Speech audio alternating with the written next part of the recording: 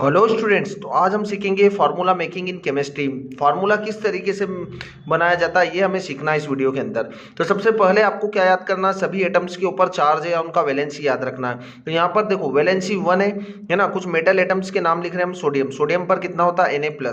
ऐसे पोटेशियम पर कितना होता है K+ चार्ज होगा। सिल्वर पर होता है Ag+। कॉपर पर होता है Cu+। मैग्नीशियम पर होता है Mg2+, है ना। यहाँ पर जिसका वैलेंसी 2 है वो एलिमेंट्स लिखे हुए हैं। कैल्शियम पर होगा +2। जिंक पर चार्ज होता है कितना +2। ऐसे ही आयरन के ऊपर होता है Fe+2। कॉपर के ऊपर होता है Cu+2, है ना। कॉपर जो होता है वो +1 में भी होता है, कॉपर +2 में भी होता है। ठीक है, नेक्स्ट हमारे पास है एल्यूमिनियम। एल्यूमिनियम पर चार्ज होता है +3, है ना। जिनका वैलेंसी 3 होगा उस पर होगा +3 चार्ज। आयरन 3 में भी होता है। ठीक है, आयरन 2 में भी दिखा था आपको यहाँ पर Fe+2, है ना। तो आयरन 3 में भी होगा Fe+3।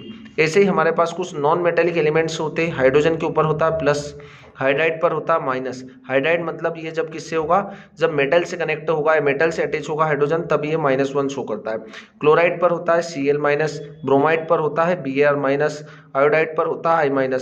ऑक्साइड पर होता है O2-, है ना। यहाँ पर वैलेंसी हम जिसका वैलेंसी कितना होता है, जिस पर चार्ज 2 होता है वो होंगे। तो ऑक्साइड पर होगा -2, सल्फाइड पर होगा S2-। ऐसे ही यहाँ पर वैलेंसी 3 है। नाइट्राइड पर कितना होता है N3-। तो ये एटम्स है ना। एनसीईआरटी में टेबल हमें गिवन है, तो वहाँ पर भी देख सकते हैं आप। यहाँ पर सभी एटम्स के ऊपर क्या होते हैं, चार्ज होते हैं। जैसे अमोनियम पर होता है NH4+। हाइड्रोक्साइड OH पर होता है -1। नाइट्रेट पर कितना होता है NO3-। हाइड्रोजन कार्बोनेट पर होता है HCO3-। ऐसे ही कार्बोनेट पर होगा CO3-2। सल्फाइड पर होगा SO3-2। सल्फेट पर होगा SO4-2। और फॉस्फेट पर होता है PO4-3। तो ये सभी एलिमेंट्स या सभी आयंस के ऊपर इनका चार्ज है। अब हम यहाँ पर फार्मूला को किस तरीके से बनाया जाता है ये सीखेंगे। तो हमें यहाँ पर ये सभी एटम्स का, सभी आयंस के ऊपर जो भी चार्ज होगा वो कैलकुलेट कर चुके हैं अपन। सभी आयंस के ऊपर चार्ज हमें याद रखना है, और याद रखने के बाद हम फार्मूले को आसानी से बना पाएंगे। अब यहाँ पर हम कुछ एग्जांपल्स ले रहे हैं। सबसे पहला एग्जांपल्स है यहाँ पर पोटेशियम सल्फेट का।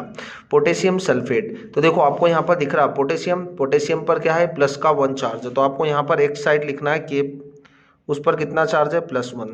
फिर क्या है सल्फेट, तो सल्फेट कहाँ पर दिख रहा है हमें, सल्फेट हमें दिख रहा है यहाँ पर SO4। सल्फेट पर है -2 चार्ज है, तो आप यहाँ पर लिखेंगे SO4-2। ठीक है, यहाँ पर +1 है तो आप यहाँ लिखेंगे 1। यहाँ पर -2 है तो आपको लिखना है यहाँ पर 2, है ना। साइन से हमें कोई मतलब नहीं है, साइन आपको नहीं लगाना है यहाँ पर। तो आप क्या करेंगे, क्रॉस मल्टीप्लाई कर देंगे, है ना। इसकी वैलेंसी को इससे मल्टीप्लाई, है ना। सल्फेट की वैलेंसी को पोटेशियम से मल्टीप्लाई करना है, और पोटेशियम की वैलेंसी को सल्फेट से मल्टीप्लाई करना है। तो K कितनी टाइम होगा, 2 टाइम होगा, और SO4 होगा 1 टाइम। तो हमारे पास जो फार्मूला बनेगा वो कितना बनेगा, K2SO4। कितना बन जाएगा, K2SO4। ठीक है, अगला हमारे पास है सोडियम कार्बोनेट। सोडियम पर कितना चार्ज है, +1। तो आपको यहाँ पर क्या लिखना है, Na, और उसके ऊपर होगा प्लस। फिर क्या हमारे पास कार्बोनेट पर हमें कितना चार्ज दिख रहा है यहाँ पर, -2। तो CO3 पर होगा -2। ठीक है, यहाँ पर आपको लिखना है 1, है ना। इसका वैलेंसी इसके नीचे, इसका वैलेंसी 2। क्या करना है आपको, कार्बोनेट की वैलेंसी सोडियम से मल्टीप्लाई करना है, और सोडियम की वैलेंसी को कार्बोनेट से मल्टीप्लाई करना है। तो Na तो हमारे पास कितनी टाइम होगा, 2 टाइम, और CO3 होगा 1 टाइम। तो ये हमारे पास होगा सोडियम कार्बोनेट। तो इस तरीके से आप क्या करेंगे, फार्मूला आसानी से बना सकेंगे। अगला हम ले लेते हैं मैग्नीशियम हाइड्रोक्साइड। मैग्नीशियम पर हमें कितना चार्ज दिख रहा है, +2। तो मैग्नीशियम जो होगा वो कितना होगा, +2। फिर होगा हाइड्रोक्साइड हमें कितना दिख रहा है यहाँ पर, -1। तो OH पर कितना है, -1। ठीक है, तो यहाँ पर आपको लिखना है 2, और यहाँ पर लिखना आपको 1। क्रॉस मल्टीप्लाई करेंगे हाइड्रोक्साइड की वैलेंसी को मैग्नीशियम से, और मैग्नीशियम की वैलेंसी को हाइड्रोक्साइड से मल्टीप्लाई करेंगे। Mg होगा 1 टाइम, और OH होगा 2 टाइम। ठीक है, ये हमारे पास मैग्नीशियम हाइड्रोक्साइड का फार्मूला। ऐसे ही अमोनियम हाइड्रोक्साइड का, तो अमोनियम पर कितना चार्ज दिख रहा है आपको, अमोनियम पर है NH4+। ठीक है, NH4 पर कितना होगा, प्लस, और हाइड्रोक्साइड उसी के नीचे आपको दिख रहा है, हाइड्रोक्साइड पर है माइनस। तो OH पर कितना होगा, -1 चार्ज होगा। तो यहाँ पर आपको लिखना 1, यहाँ पर भी 1 ही होगा, है ना, -1 तो 1 ही होगा। तो यहाँ पर दोनों को हम मल्टीप्लाई करेंगे, है ना। तो क्या होगा, NH4 एंड OH। ये हमारे पास होगा अमोनियम हाइड्रोक्साइड का फार्मूला। अगला आ रहा हमारे पास जिंक सल्फेट। आपको यहाँ पर दिख रहा होगा जिंक पर होता है +2, और सल्फेट पर कितना होता है, सल्फेट पर होता है -2।